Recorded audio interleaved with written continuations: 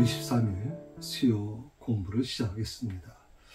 오늘은 7장 21절부터 말씀을 나눌 텐데요. 21절은 이제 20절과 같이 연결되어 있는 구절입니다. 그래서 21절을 같이 공부하려고 그러면 20절부터 그 내용을 좀 알아야 되기 때문에 지난주에 우리가 공부했습니다만 다시 한번 같이 읽고 21절까지 같이 읽어봅시다. 그리고 말씀을 같이 나누도록 하겠습니다.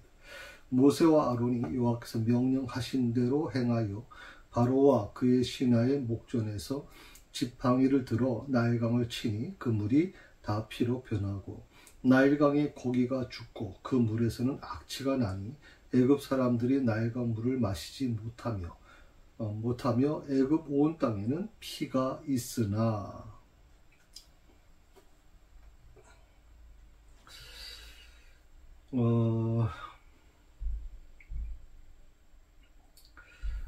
지난주에 제가 그렇게 말씀을 마무리했죠. 하나님께서는 당신이 사역을 맡기고 당신이 일을 맡긴 자들에게는 그 원수의 목전에서 상을 베풀게 하시는 분이다 말씀을 드렸어요.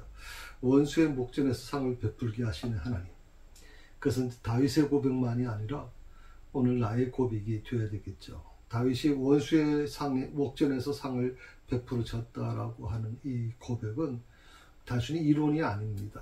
그것은 아마 다윗이 바로 이 모세와 아론에게 향하셨던 바로 그 부분을 이 출애굽기 7장 20절 21절에 있는 말씀을 아마 율법으로 그들은 알고 있었을 거라고 생각이 들어요.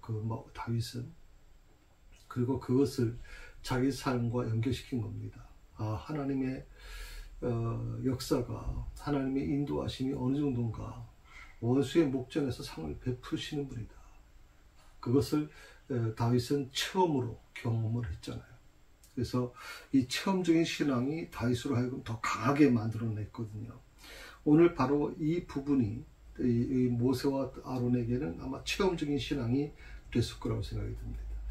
그것이, 그 상대가 비록 자기들은 외롭고 자기는 두 사람밖에 없잖아요. 그리고 주변에는 수천이 아마 둘러싸고 있었을 텐데, 그럼에도 불구하고 하나님이 나일강을 피로 바꾸시는 모습에서, 비록 그들은 바로와 그 이쟁들은 모세를 향해서 조롱했을 거예요. 어떻게 나일강이, 그 강물이, 이 맑은 물이 피가 될 수 있는가에 대해서 조롱했을 겁니다. 그런데 놀랍게도 하나님은 바로 그것을 행하셨고 그것대로 이루어지게 만들어졌다는 것이죠.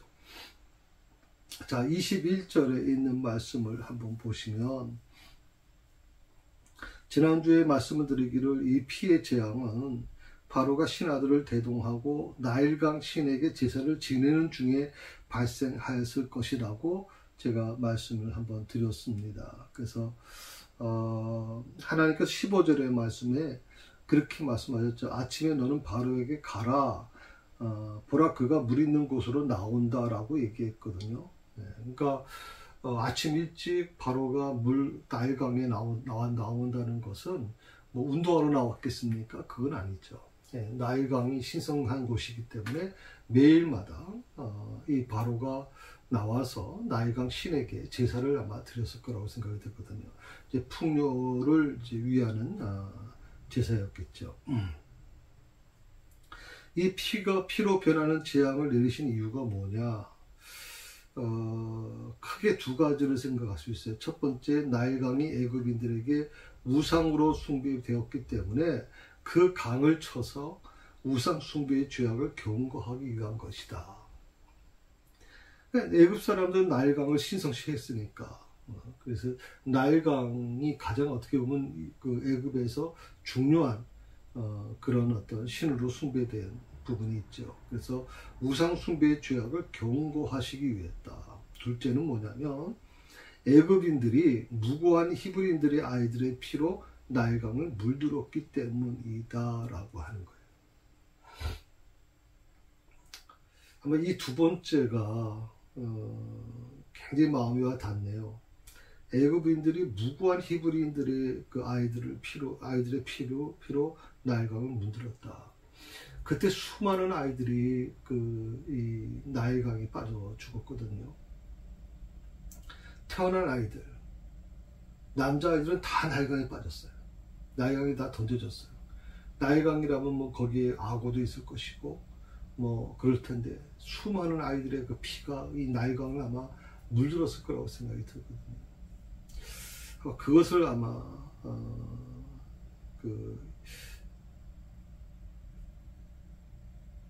이 피의 재앙과 연결시키고 있는 것 같아요. 그래서 나일강 물을 피로 바꾸시는 재앙을 첫 번째 시작하신 이유가 바로 이 두 가지가 있을 것이다.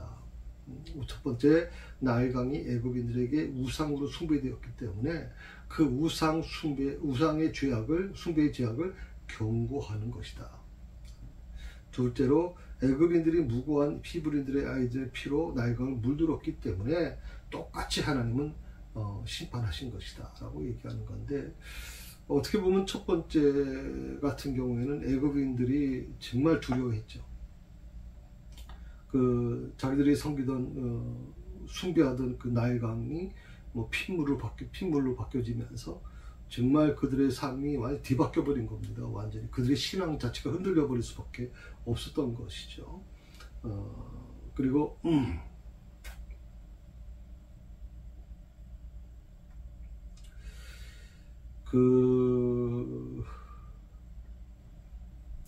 특별히 그 하수의 고기가 죽고 악취가 났다라고 얘기하고 있잖아요.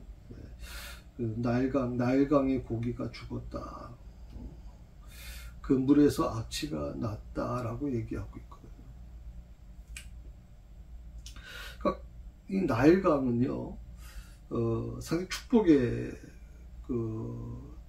강이라고 생각을 했고, 또 생명과 축복을 주는 강이라고 지금까지 믿어왔는데, 애굽 사람들은 지난번에 말씀드렸지만 다산을 얘기하잖아요. 다산. 고기라고 하는 것은 이제 알을 많이 낳지 않습니까? 뭐 어떤 많이 낳은 그 고기는 수만 개의 알을 낳으니까 이제 그것이 이 애굽 사람들에게는 다산의 어떤 신의 개념으로 이해가 된 거죠. 근데 그 나일강, 그 생명과 축복을 주는 강이라고 생각했던 이 나일강이 더 이상 아니라는 거예요. 그러니까 이방 신의 최후의 모습을 보여주는 거예요. 애굽이 그동안 숭배해왔던 모든 신 중에 신이죠. 나일강. 그들에게 실질적으로 생명을 준, 축복을 준 강, 그 강이 피로 물들어지면서 결국에는 모든 것에 우상 숭배의 최후가 시작되고 있는 거죠. 그 생명과 축복을 주는 강이 아니라 죽음과 더러움을 토해내는 강이 되어버렸다. 이게 바로 우상 숭배를 하는 사람들의 결론이에요. 종말이에요. 특히 사이비 이단을 섬기는 자들의 종말이 될 겁니다. 조금 이따 나중에 말씀을 한번 드리겠습니다만은 애굽의 그 술객들도 참 중요한 일들을 많이 했잖아요. 그 부분에 대해서 조금 나중에 설명드리겠습니다. 자, 나일강만 숭배한 게 아니라 나일강에 사는 고기까지 우상화해서 섬겼던 이 애굽인들의 그 어리석음을 하나님은 아주 똑바로 깨우쳐주는 것이 재앙이 바로 이 피재앙이에요. 너희가 믿었던 신이 어떤지 한번 보라. 대체 애굽의 신, 히브리의 신이 노예의 신이기 때문에 우습다고. 근데 너희 한번 보라는 거죠. 너희가 믿었던 신이 어떤 현실인가 지금. 물이 핏물로 바뀌어서 먹을 물조차 주지 않고 신성치 하던 그 강에서 악취가 나고 모든 고기가 다 죽어나가고 모든 우상 숭배의 결론이 바로 이렇게 이루어진다는 거예요. 요즘에 저는 걱정이 되는 게 뭐냐면 좀 이단에 빠지는 그런 데이터를 분석을 했는데 나이 든 사람들은 점점 줄어드는데 30대 이하의 젊은이들이 많이 유입되고 있다 이렇게 얘기를 하고 있어요. 그래서 참 걱정스럽다 하는 그런 데이터 결과를 제가 봤습니다. 적어도 한 40대 이하에 있는 젊은 사람들은 그래도 분별력이 있고 좀 그래도 좀 이걸 이성적으로 판단할 수 있는 능력이 있을 텐데도 거기에 아주 휩쓸려 들어가고 있거든요. 지금 우상숭배에. 지금 한번 이단에 빠지면요, 헤어나기가 힘들어요. 부모가 와도 못 빠져나와요. 절대 못 빠져나와요. 한번 거기에 현혹되면. 그래서 거기 근처에 가지 않는 게 중요한 것이고, 저는 늘 그런 얘기를 합니다. 보통 우리가 마약을 접하게 될 때, 마약을 접하는 게 요즘에는 뭐 SNS를 통해서 많이 구입을 하는 경우도 있다 그러지만, 대부분 이제 이런 어떤 룸이라든지 클럽이라든지 술집이나 이런 데서 보통 건네주는 그 음료수나 물에, 술에 그 약들이 타 있다는 거 아니에요. 이제 그래서 이렇게 마약에 접촉하기가 굉장히 쉽게 적용된다고 얘기하는데, 그래서 저는 그런 생각을 많이 했거든요. 아싸리 그런 곳에 접촉하지 않으면, 그런 곳 자리에 있지 않으면, 그런 곳에 가지 않으면 문제가 없지 않은가. 그런 곳에 있지 않으면. 그래서 어떻게 보면 굉장히 중요한 부분이라고 저는 생각을 해요. 우리가 있어야 될 자리와 있지 말아야 될 자리를 구분하는 거. 그게 우리 믿는 자들에게 굉장히 중요한 것이다. 우리 믿는 자들이 가지 말아야 될 자리에 머물게 되면 반드시 부끄러움을 경험할 수밖에 없어요. 반드시 죄에 물들 수밖에 없어요, 여러분. 그렇기 때문에 하나님을 믿는 사람들은 하나님이 있으라고 하는 자리에 있어야 돼요. 우리가 있어야 될 자리가 어딥니까? 우리의 신앙의 자리가 어딥니까? 그 자리를 지키셔야 돼요, 여러분. 기도의 자리를 지키고 예배의 자리를 지켜야 돼요.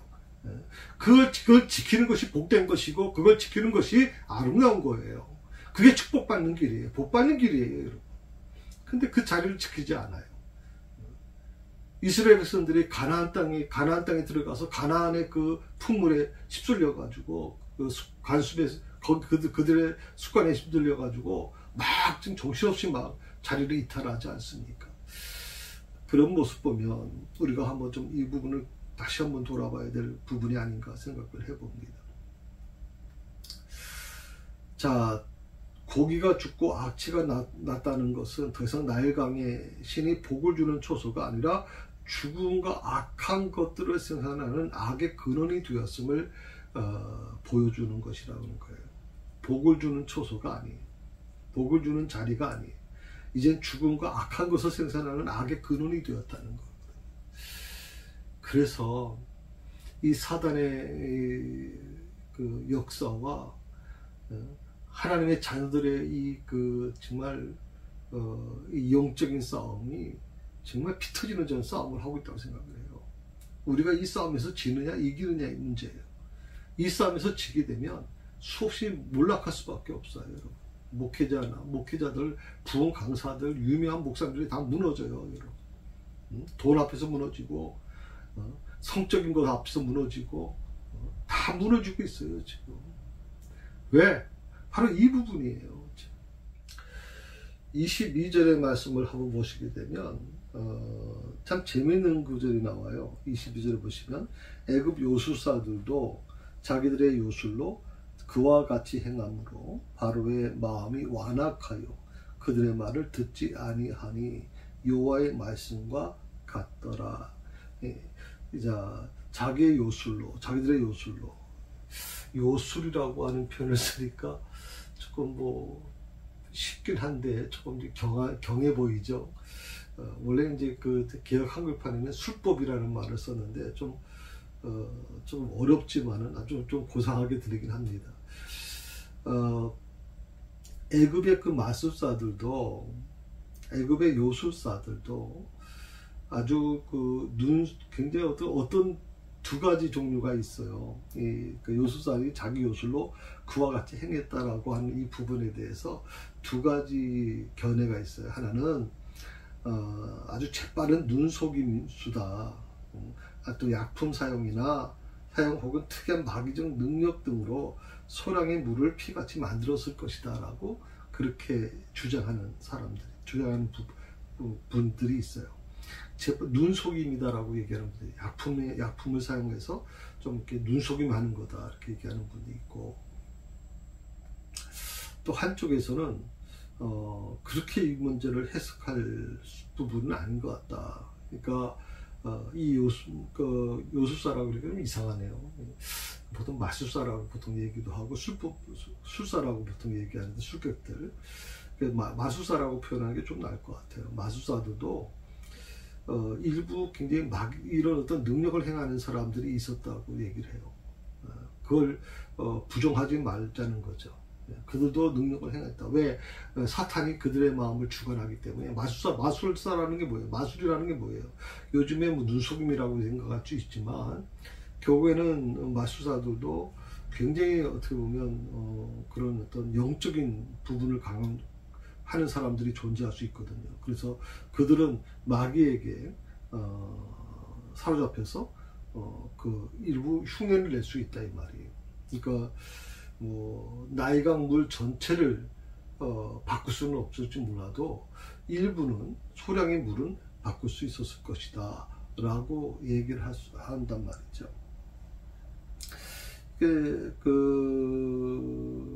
마술사들 같은 경우에도 일부 뭐 지팡이로 뱀을 바꾸는 것도 행한 걸 봐서는 이들에게도 어떤 능력이 있었을 거라고 생각이 듭니다. 그런데 오늘 이것은 뭐 그들의 눈속임이었는지 아니면 약품을 사용해서 어떻게 했는지 또 마귀적 능력으로 소량의 물을 피로 바꾸었는지 그건 뭐 어쨌든 그렇게 됐는데 바로 그런 것들이 하나님의 능력에 의한 이적을 흉내낸 잡술에 불과한 것이지 하나님의 능력을 그대로 행한 게 아니다 이 말이에요. 하나님의 능력을 흉내낸 잡술에 불과하다. 왜냐하면 여기서 굉장히 중요한 게 있어요. 자, 여러분 그 지팡이를 가지고서 뱀을 만들었다라고 하는 것이 나오잖아요. 그런데 그 아론의 지팡이가 뱀이 된 아론의 지팡이가 모든 그 애굽 술사들이 만든 뱀을 다 먹어버렸다는 거 아닙니까?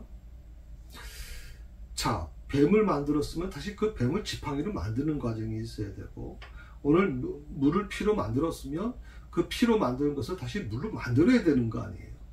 그게 중요한 거 아니에요. 그런데 물을 피로 만든 것은 뭐 흉내는 냈는데 지금 그 애굽 사람들은 어떤 상태예요? 엄청난 식순에 허덕이고 있거든요. 엄청난 식순한 물을 구하지 못하겠는 거예요. 24절에 보게 되면 애굽 사람들이 나일강 물을 마실 수 없으므로 라고 나오거든요. 나일강가에 두루 파서 마실 물을 구하였다. 그러니까 아마 24절에 다시 말씀을 드릴 거니까 제가 구체적으로 말씀 안 드릴게요.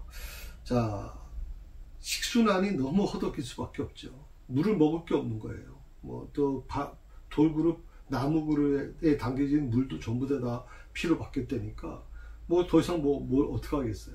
그러니까 피로 변한 이 하수를 원 상태로 시켜야 되는데, 그랬다면 애굽 사람들이 환호성을 지렸겠죠.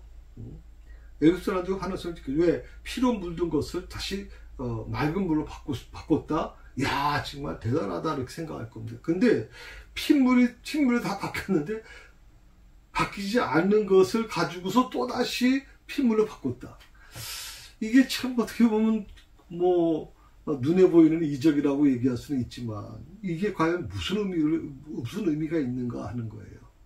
애굽의 술객들이, 애굽의 요술사들이 피로 변하지 않는 물을 어디서 구했을까 하는 의문이 제기되죠. 그래서 조금 전에 말씀드렸던 24절에서 그 해답을 다시 찾을 수 있기 때문에 24절에서 제가 다시 말씀을 드리도록 하겠습니다. 근데 중요한 게 뭐냐면 지금 이 애굽의 요술사들이 그런 어떤 뭐 요술을 부려서 물을 피로 바꿨단 말이죠. 그런데 이것이 결국 바로로 하여금 그 완고한 상태를 더 계속 진행되도록 만들어 버렸어요. 사실 어떻게 보면 물이 피로 바뀌는 과정에서 바로가 흔들렸을 거라고 생각이 들어요. 왜냐하면 우리가 아는 것처럼 나일강은 축복의 그 강이고 이 애굽에서 굉장히 중요한 부분이죠. 생명을 주는 강이기 때문에. 그래서 바로나 모든 그 신하들이 아침마다 나가서 나일강에 제사를 드릴 정도로 굉장히 중요한 그 강인데, 또 모든 애굽의 사람들이 이 물을 먹고 사는 건데 그 물이 놀랍게도 피로 다 바꿔버렸단 말이죠. 뭐 바로 입장에서는 정말 충격적인 거예요. 여러분, 특히 왕은요, 국민들의 그 소리에 굉장히 민감합니다. 우리 여러분 정치 한번 보십시오. 대통령, 그 국민들의 소리에 아주 민감하잖아요, 지금. 바로도 역시 마찬가지죠. 바로의 모든 그런 정치적인 모든 권력이 어디서 나옵니까? 그건 국민들에게 나오는 거예요. 옛날에 무슨 왕이라고 하는 게 무슨 특별한 어떤 존재인 건 사실이지만 국민들이 왕을 인정해 주지 않으면 왕도 견딜 수 없는 거거든요. 그러니까 바로는 가장 두려운 게 뭐냐면 애굽의 사람들이 물을 먹을 게 없으니까 물을 먹지 못하고 나일강을 신성히 여겼는데 나일강이 핏물로 바뀌어지는 모세와 아론이 뭐 물을 치니까 그렇게 됐다 그러니 너무 그들에겐 충격적일 수밖에 없는 거잖아요.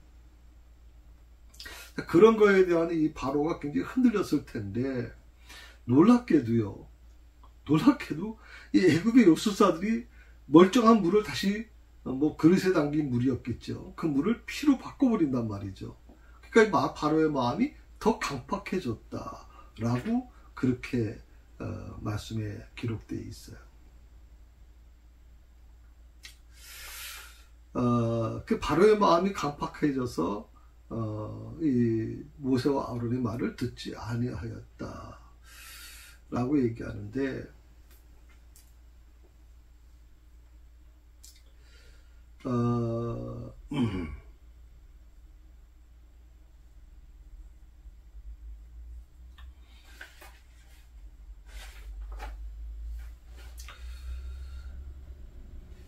사실 어떻게 보면 그 보잘것없는 그 눈속임에 넘어가서 하나님의 그 위대하신 능력을 바라보지 못하는 이 바로를 이제 우리가 한번 보면서 어떻게 우리가 바로를 평가할 수 있을까요? 눈속임에 넘어가고 하나님의 위대한 능력을 바라보지 못하는 이 바로를 보면서 그 눈이 가려진 사람이다라고 우리가 생각할 수 있어요. 눈이 가려진 사람. 또 들을 귀가 없는 사람이라고 생각해요. 들을 귀가 없는 사람. 여러분 시험에 들게 되면 딱 두 가지가 현상이 나타나요. 제가 한번 주일날 설교 때 말씀을 드렸을 겁니다. 기도를 들어보면 그 사람의 신앙 상태를 알 수 있다. 말씀을 한번 드린 적이 있어요. 우선적으로 가장 중요한 게요. 그렇게 열심히 봉사하고 열심히 신앙생활을 하던 사람이 갑자기 어느 날 태도가 이상해져요. 갑자기 말투가 달라져요. 갑자기 목회자를 눕기를 피해요. 갑자기 그냥 그 입에서 굉장히 선한 말을 많이 하던 사람이 갑자기 입에서 굉장히 나쁜 안 좋은 말들을 내뱉어요. 비판적인 말을 내뱉어요. 눈빛이 사나워져요. 자, 이런 모든 현상들이 어떻게 나타나냐면 눈이 어두워지는 거예요. 눈이 가려워진다 이렇게 표현해요. 눈이 가려워지고. 눈이 가려워지면 어떻게 돼요? 볼 수가 없는 거예요. 네. 보질 못하는 거예요. 영적인 눈이 어두워지면 하나님의 능력을 보지 못해요. 하나님의 역사를 보지 못하는 거예요. 저는 굉장히 불행한 일이라고 생각해요. 눈을 보지 못한다는 거. 귀가 있어요. 그런데 영적 귀가 막혀버리니까, 영적 귀가 딱 가로막혀버리니까 들을 귀가 없는 거예요. 아무리 말씀을 들어도, 설교를 들어도 그 설교가 내 마음에 감동을 주지 못하는 거예요. 귀를 다 닫아버렸거든요. 영적인 귀가 다 닫혀버렸거든요. 세상적인 귀는 열려있는지 모르지만 영적인 귀가 닫혀버리고 영적인 눈이 가려져 버리면 이 사람은 정말 어떤 것 가지고도 설득해도 나오질 않아요. 설득해도 어떻게 바뀌어지질 않는단 말이죠.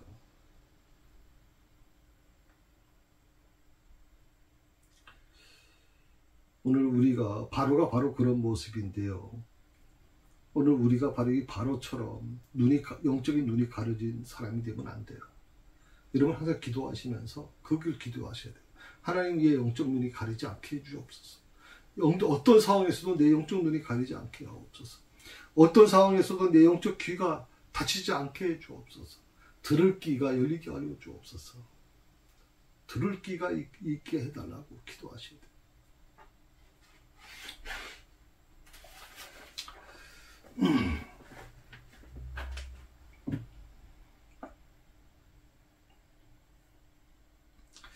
23절의 말씀을 한번 보십시다. 23절. 바로가 돌이켜 궁으로 들어가고 그 일에 관심을 가지지도 아니하였고, 바로가 돌이켜 궁으로 돌아갔다. 그 일에도 관념하지 않았다. 관심을 가지지도 않았다.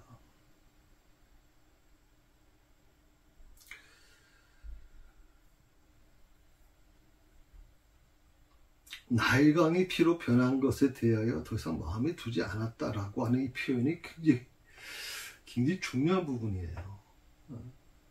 왜 마음에 두지 않았을까요? 조금 전에 말씀드린 것처럼 요술사들이 그 물을 가지고 피를 바꾸기 전까지는 바로의 마음이 흔들렸을 거예요. 굉장히 두려움이 있었을 것이고 불안했을 것이고, 그 히브리 민족이 믿는 하나님이 이렇게 위대한 분인가? 우리 그 애굽의 신 나일강의 신은 뭐 하는 것인가? 별의별 생각이 다 많았을 거잖아요. 그런데 바로가 그 요술사들이 그 한 이적을 보고 나서 놀랍게도 돌이켰다라는 표현을 써요. 돌이켰다. 이 돌이킨다라고 하는 말이 굉장히 중요한 말이죠. 바로가 돌이켰다.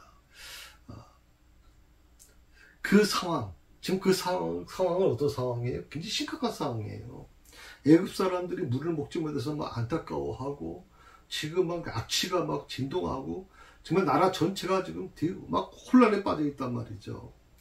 그런데 놀랍게도 바로가 돌이켰다라는 표현을 쓰는 거예요. 궁으로 들어갔다. 그리고 나일강의 피로 변한 것에 대해서는 더 이상 마음에 두지 않았다. 이야, 기가 막히죠. 한 나라의 왕이 백성들의 고통을 모른 척하는 거예요. 지금 백성들의 고통을 모른 척해요. 아까도 말씀드렸지만, 지난주에도 말씀드렸지만, 나일강 눈에 보이는 물은 다 피로 바뀌었을 거예요. 그런데 땅 속에 지하수라고 보통 얘기하잖아요. 땅을 파면 이제 물이 나오는 거는 피로 안 바뀐 거라고 생각을 해요. 아마 그 애굽 사람들이 그 땅에서 나오는 물, 파서 나오는 그 지하수를 먹고 살았을 거라고 생각이 드는데, 여러분 생각해 보세요. 그 많은 인구가 나일강 물을 마음껏 먹다가 지하수 물을 겨우 파가지고, 요즘처럼 무슨 기계가 있는 것도 아니고 그냥 손으로 팠을 텐데, 그렇게 해서 겨우 그 물을 가지고 먹잖아요. 그 물 가지고 빨래를 하겠어요? 뭘 하겠어요? 그러니 여러분, 굉장히 그 국민들은 굉장히 힘들 수밖에 없어요. 그런데 이 바로라고 하는 왕이 국민들의 그 고통을 보고도 못 본 척 해버리는 거예요. 나일강의 피로 변한 것에 대해서 마음에 두지 않았다. 야, 이런 지도자를 모시고 사는 민족은 얼마나 불행할까요? 정말. 그 이유를 이렇게 해서 얘기하는 거예요. 말수사들이 행한 것을 보고 만족했기 때문에. 국민들의 고통을 느껴야 되는데, 국민들의 그 아우성 소리를 들어야 되는데, 국민들의 아우성 소리를 듣지 아니하고 마수사들의 행한 것을 보고서 만족해했어요. 그리고 이렇게 생각한 거죠. 피로 변하는 것쯤은 두려운 것이 아니라는 생각이 들었을 거예요. 피로 변하는 것쯤. 이 사람이 정말 이렇게 달라질 수 있구나. 사람이 이렇게 변할 수 있구나는 걸 느껴요. 사람이 이렇게 변할 수 있구나.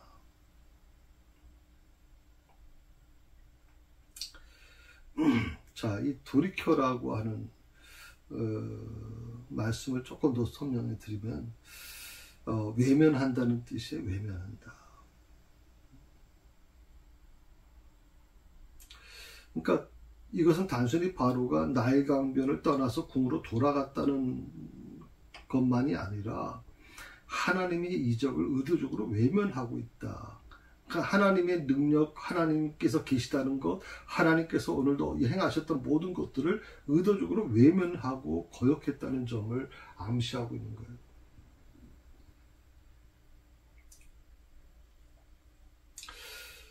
어떻게 보면 이 불신자들, 불신자들이 갖고 있는 것 중에 하나가 바로 이 부분이에요.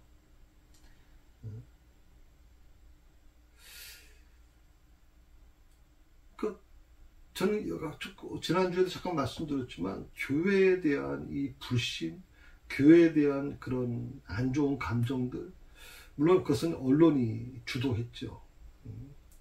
모 방송국에서 굉장히 이걸 주도하고 일부 피디들이나 일부 사람들이 굉장히 좀 굉장히 좌파적인 성격을 갖고 있는 분들이 있어요. 특히 기독교에 대해서 기독교적인 성향을 갖고 있는 분들이 지금 많이 방송국에 포진하고 있다는 얘기를 들었거든요. 이분들은 어떻게 보면 계속 기독교를 위선적으로 보고 기독교를 굉장히 부정적으로 보는 사람들이에요. 그러니까 의도적으로 외면해버리는 거죠. 오늘 이 바로가 하나님의 이적을 의도적으로 외면하고 거역해버리는 거거든요. 그래서 이건 굉장히 좀 어떻게 보면 오늘 모습이 굉장히 두렵다 생각이 많이 들 때가 있어요. 오늘 특별히 이 백성들의 고통을 외면하는, 그 관심을 두지 않는 이 바로의 모습을 보면서 오늘 교회가 이런 바로의 모습을 닮아가고 있는 것은 아닌가. 오늘 목회자들이 이런 바로의 모습을 닮아가고 있는 거 아닌가. 교인들이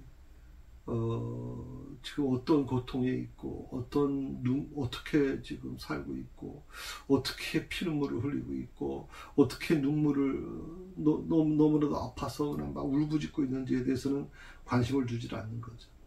그리고 어떻게 보면 이 능력, 표적, 눈에 보이는 그런 것들 가지고 그런 것들에 만족하고 그런 것들로 이제 끌고 가려고 하는 모습들을 우리가 많이 보게 되지 않습니까?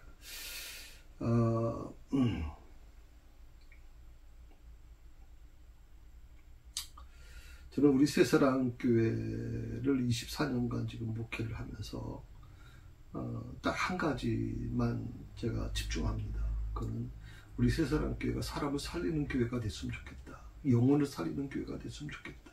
심령을 회복시키는 교회가 되면 좋겠다. 우리 교회는 거짓된 세상의 모든 것들이 이 교회 안에서는 적용하지 못하고 이 교회 안에서는 정말 진실한 하나님의 자녀들로 회복됐으면 좋겠다 하는 게 제 마음이에요. 제 목회 철학이에요.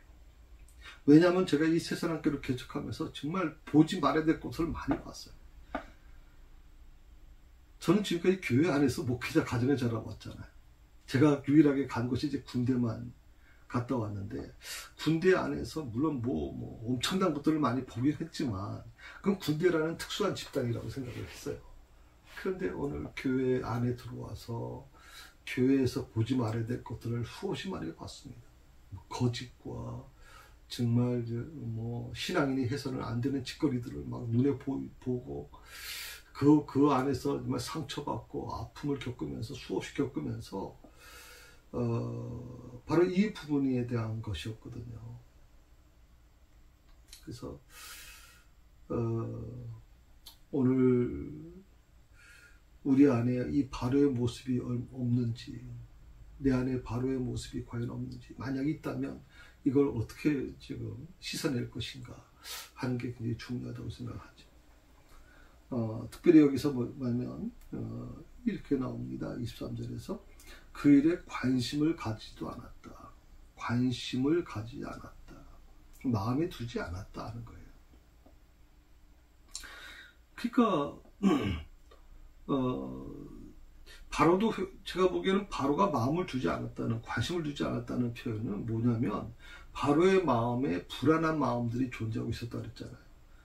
나일강이 피로 바뀌어지면서 불안한 마음을 갖고 있는데, 그 불안한 마음을 갖고 있는 이 바로에게 주변의 신하들을 통해서 우리 신하들, 우리 여수사도 그 일을 할 수 있어 라고 하는 것으로 위로를 받는 거예요. 그리고 그것을 통해서 우리도 할 수 있는 거야 라고 하면서 그것을 통해서 마음을 편하게 갖는 거란 말이죠. 마음에 두지 않았다. 그러니까 어떻게 보면 발생한 이적의 원인, 왜 나일강이 피로 바뀌었을까?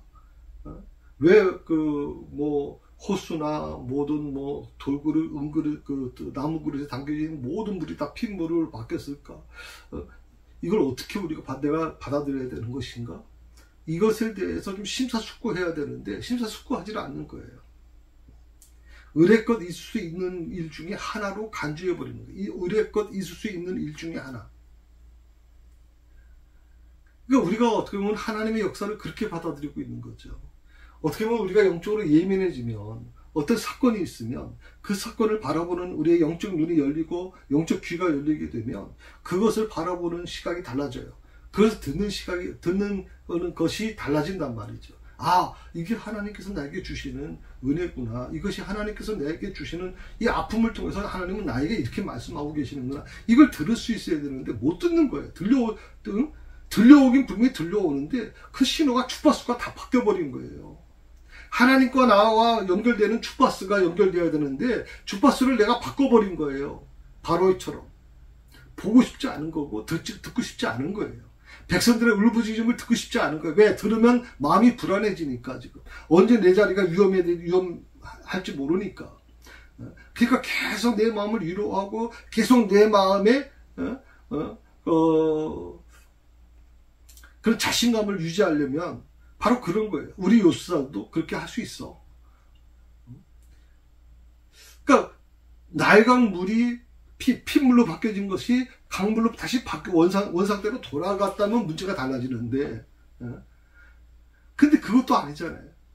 핏물로 바뀌어진 것에서 땅에서 꺼낸 그 물이 얼마나 되겠어요. 그 물을 핏물로 바꿨다고 아주 바로가 자신 있게 해나가는 모습을 보면 참 다시 한번 심각하다고 좀 생각을 할 수밖에 없어요. 의례껏 있을 수 있는 일 중에 하나. 그렇게 간주해 버린다. 이렇게 되면요, 믿음의 성장이 없어요. 이렇게 되면 절대 성장할 수 없어요, 믿음이. 여기에는 무슨 감동이 있을 수도 없고요, 애정이 있을 수도 없고, 사랑이 있을 수도 없어요. 이런 것을 뭐라고 표현하냐면 보통 시스템이라는 말로 써요. 시스템. 교회가 커지게 되면 교회는 시스템으로 가동돼요. 재밌는 게 뭔지 아세요? 목사님이 은혜로운 설교를 하지 아니하고 정말 말을 더듬으면서 제대로 설교를 잘 못하시는 분이 계셔도요, 그 교회가 시스템이 가동되면 당회가 가동되고 재직회가 가동되고 모든 사역 중심의 모든 부교육자들이 다 중심이 돼서 체계가 움직이면 그 교회는 담임 목사님과 상관없이 교회는 그대로 유지돼요. 그러다가 좀 목사님이 말씀을 잘 전하시는 목사님이 오시게 되면 교회는 급성장하게 되는 거고, 이 시스템이 움직인다는 얘기를 해요. 거기 안에서 성도 한두 사람이 어떻게 어려움을 당하고 뭘 당하고 이건 중요한 게 아니라고 생각하는 거예요. 의뢰 그럴 수 있다고 생각하는 거니까. 감동과 애정과 사랑이 없어요. 그렇게 되면 어떻게 되는 줄 아세요? 그냥 교인을 그냥 헌금 내는 분으로 보이는 거예요. 돈으로 보인다고 이렇게 얘기할 수밖에 없어요. 여러분, 권력의 모습이 뭔지 아세요? 그게 바로 자아도취예요. 권력이 한번 빠지면요, 자아도취에 빠져버려요. 그래서 정치하는 사람들은 정치 한번 빠지면 정말 패가 망신할 수 있어요. 거기서 헤어나지 못하고 정치에 빠지면.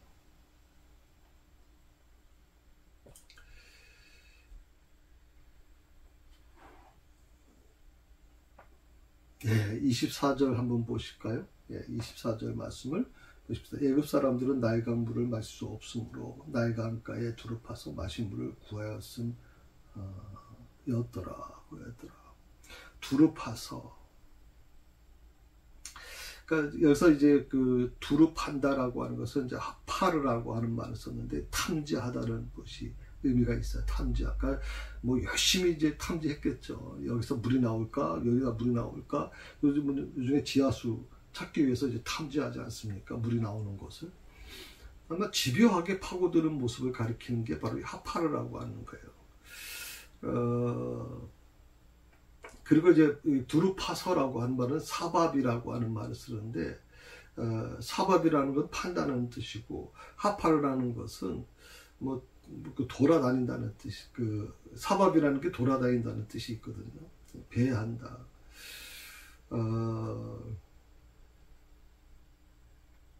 그러니까 이 구조를 이렇게 생각할 수 있어요. 식수를 구하기 위해서 정말 각처로 배하고 새우물을 파기 위해서 좀 부심하는 그런 상황을 설명하고 있다고 봐도 과언이 아니죠. 그게 국민들의 애국 국민들의 처지예요.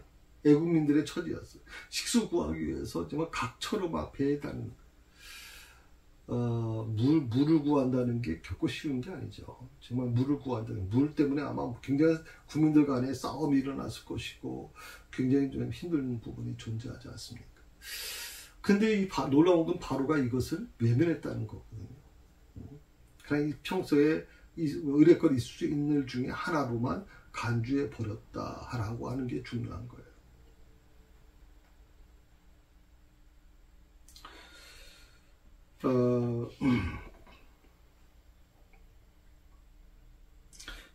이 피해 재앙이 계속되는 일주일 동안 애굽 사람들은 이 물을 식수로 사용했을 거라는 거거든요. 지난주에 잠깐 설명드렸지만 이 식수가 얼마나 되겠습니까? 지하에서 판 물이 과연 얼마나 될까요? 뭐 콸콸콸 막 물이 흘러날까요? 요즘처럼 정말 엔진이 달려 있는 펌프가 있어서 막 기계로 물을 퍼낼 수 있을까요? 아니잖아요. 그럼 결국에는 물이 고이게끔 그런 물을 이제 팔 수밖에 없는 건데, 그럼 그 많은 애국 사람들이 그 물을 가지고 먹고 살기가 굉장히 힘들었을 거라 생각해요. 그러니까 국민들은 물 때문에 굉장히 힘들었을 것이고, 그 물을 지키기 위해서 또 싸웠을 것이고, 일주일 동안은 완전히 지옥과 같은 곳일 거예요. 그런데도 불구하고 그들을 통치하는 바로는 모른 척 한단 말이죠. 그것을 외면해 버리는 거예요. 이런 지도자가 있으면 나라도 불행이고 교회도 불행이고 가정도 불행이고 다 불행이에요. 다 불행.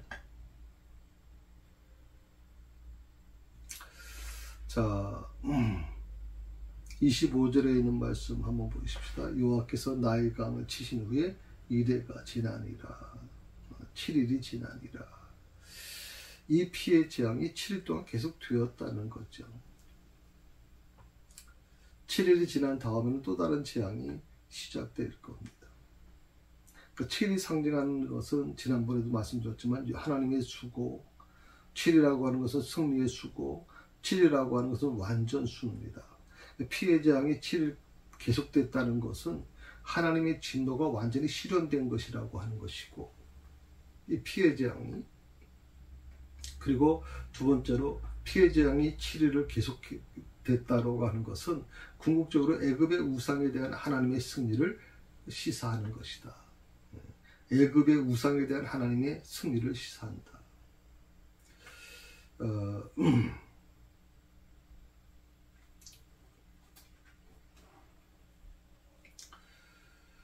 오늘 말씀은 이제 이런 얘기입니다. 하나님의 명령에 불순종하고 하나님 앞에서 스스로 강한 자로 착각하는 이 바로의 어리석음에 대한 경고하는 말씀이거든요. 내 백성을 보내라고 하는 이 하나님의 명령에 불순종하는 것도 큰 죄인데, 하나님 앞에서 스스로 강한 척하는 거, 완악해진 그 바로의 모습은 어떻게 보면 어리석은 우리 자신의 모습과도 너무 닮았다고 생각해요. 그래서 우리 모습이 마치 바로에게서 우리 자신의 모습이 투영되고 있다고 생각이 듭니다. 그 바로도 원래는 참 여린 사람이에요. 굉장히 여렸잖아요. 그래서 바로도 순간순간 마음이 막 흔들렸거든요. 성경에도 그게 기록되어 있잖아요. 그런데 이 바로가 그런 그 흔들리는 그 마음을 어떻게 보면 이제 요술사들이 물을 피로 바꾸는 과정을 보면서 또다시 강팍해지고 또다시 강팍해지고 하는 모습들이 어떻게 보면 우리 안에서 그런 것들이 지금 존재하고 있는 것은 아닌가 하는 생각을 해봐요. 성경 말씀에서 우리에게 분명히 가르쳐 주시고 명령하시는 게 있어요. 그게 뭐냐면 사랑하라, 용서하라, 하나님을 의지하라고 하는 거거든요. 근데 이런 거 우리가 잘 알고 있어요. 그런데 우리는 어떻게 합니까? 그 말씀대로 살려고 하지 않아요. 손해보는 거 같기 때문에 우리는 그렇게 살고 싶지 않아요.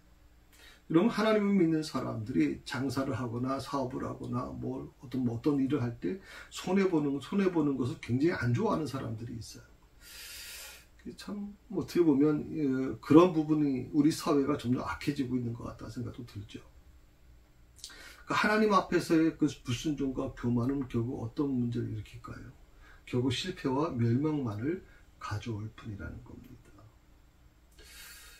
그래서 오늘 여러분과 같이 이 말씀을 같이 나누고 싶습니다. 오늘 하루도 하나님 앞에서 나를 겸손히 낮추십시다. 나를 겸손히 낮추십시다. 바로처럼 완악해지지 마시고 나를 좀 낮추십시오.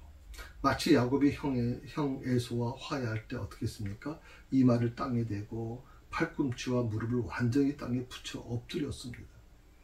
야곱이 형 에서를 대할 때 혈육 아닙니까? 형인데 그런데도 불구하고 형과 화해하기 위해서 이마를 땅에 대고 팔꿈치와 무릎을 완전히 땅에 붙여 엎드렸다는 거예요. 철저하게 형 앞에서 자기를 굴복시키는 거죠. 자, 이와 같이 어떻게 보면 우리는 하나님 앞에서 완전히 엎드려야 됩니다. 무엇을 말씀하시든지 믿음으로 순종해야 됩니다.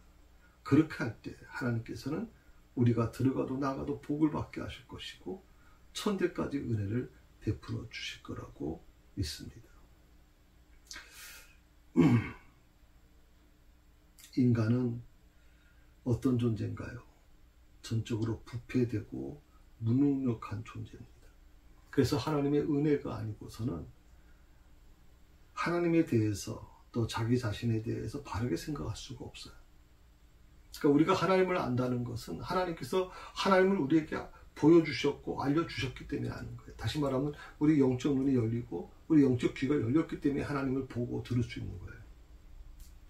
그런데 그것이 만약 닫혀지게 되면 어떻게 될까요? 보려고 해도 보지 못하는 거고 들으려고 해도 듣지 못하는 거예요. 그래서 구원이라고 하는 것은 오직 하나님의 은혜로만 가능하다 하는 겁니다. 전적인 하나님의 은혜다. 예수 그리스도를 믿고 구원받는 것, 그것은 오직 하나님의 은혜입니다. 내 노력으로 이루어지는 거 아닙니다, 여러분. 우리 기독교 신앙에 있어서 노력으로 뭘 해보려고 하는 분들이 있습니다만 절대 그럴 수 없습니다. 인간의 힘으로는 안 됩니다. 특별히 오늘 우리가 이 7장에서 세상의 마술도 상당한 신비한 일들을 행하는 것을 보게 됐죠. 애굽의 그 요술사들도 그들의 지팡이를 던져 뱀이 되게 하였고 강물을 피가 되게 했습니다. 강물이라고 하는 것은 아마 진짜 강물은 아니고 지하실에서 판 물이라고 좀 생각을 합니다만, 문제는 이 마술이라고 하는 게 악령의 어떤 활동이기 때문에 결국 악령도 기적을 행할 수 있다는 거예요. 무당이나 심령술사들도 신비한 일을 행합니다. 아주 기가 막히게 숫자를 맞추죠. 기가 막히게 과거를 맞춥니다, 여러분. 그래서 우리가 혼란이 일어날 때가 많아요. 그런데 마술과 하나님의 기적은 현저하게 다릅니다. 마술은 사람의 호기심을 끌어서 그를 종으로 삼고 그로 하여금 하나님을 떠나게 하고 그릇된 길로 인도하게 만듭니다. 그러나 하나님의 기적은 어떻습니까? 그 기적을 통해서 하나님과 그의 진리를 깨닫게 하고, 그리고 하나님의 진리를 믿게 하고, 그리고 모든 죄를 버리고 의를 행하고 평안과 영생을 얻게 하는 것이 바로 하나님께서 우리에게 주시는 그 진리입니다. 그 기적이 바로 그것을 의미합니다. 그러므로 오늘 우리는 어떤 우상이나 신비한 일을 경계하고 유일하신 하나님, 참 하나님이신 여호와를 바로 알고 바로 섬기는 것이 필요합니다. 예, 오늘 7장에 있는 말씀 여기서 이제 마치겠습니다. 수고하셨고요. 저희가 벌써 한 8번째, 9번째까지 지금 공부한 것 같은데, 숙보기까지 하면 거의 12번을 한 것입니다. 7장만 가지고. 7장의 말씀 여러분 같이 공부하셨으니까 7장에 있는 것은 거의 다 아셨을 거라고 생각이 들어요. 다음 주 30일 날 공부할 것은 이제 8장에 있는 말씀을 나눕니다. 우리가 첫 번째 재앙을 가지고 3주 가까이를 공부했다면 이제 둘째 재앙, 셋째 재앙, 넷째 재앙, 8장에 있는 말씀을 가지고 세 재앙에 대한 부분을 같이 공부하게 될 것입니다. 아마 좀 드라마틱할 것이고 이 부분에 있어서 굉장히 중요한 말씀이 포함되어 있다는 거 기억하시면 좋겠습니다. 하나님께서 여러분과 함께 하시길 바라고 주의 은혜가 여러분의 삶 속에 넘쳐 흐르기를 바랍니다. 기도하십시다. 하나님 감사합니다. 7장에 있는 모든 말씀을 이제 마치게 됐습니다. 나무보기 훈련을 통해서 거의 8주 이상을 우리가 같이 공부했습니다. 하나님께서 함께 해주심으로 인해서 이 말씀이 우리 삶에 가장 큰 유익이 되게 하여 주시고, 특별히 오늘 우리 영적 눈과 영적 귀가 열리게 하여 주셔서 하나님을 알고 하나님이 말씀하시는 걸 들었고 하나님께서 내게 원하시는 그 마음, 하나님의 마음을 느끼며 그 마음, 하나님께서 내게 원하시는 그 뜻을 내 삶에 실천해 나가는 우리의 삶이 될 수 있도록 주여 인도해 주옵소서. 나를 여기까지 이끌어 주신 분은 하나님이십니다. 그 하나님에 대한 우리의 믿음이 흔들리지 않게 하여 주시고 그 믿음이 온전해질 수 있도록 도와주옵소서. 하나님, 이 땅에 이 악한 세력들을 하나님 물리쳐 주옵소서. 이 세상을 바로 세워가기에 아버지 모세와 아론을 세우셨던 것처럼 우리 자신들을 세우시고, 그래서 하나님이 우리 세 사람끼를 세우셔서 이 세상을 바로 잡아 나갈 수 있도록 인도해 주옵소서. 감사하며 예수님의 이름으로 기도합니다.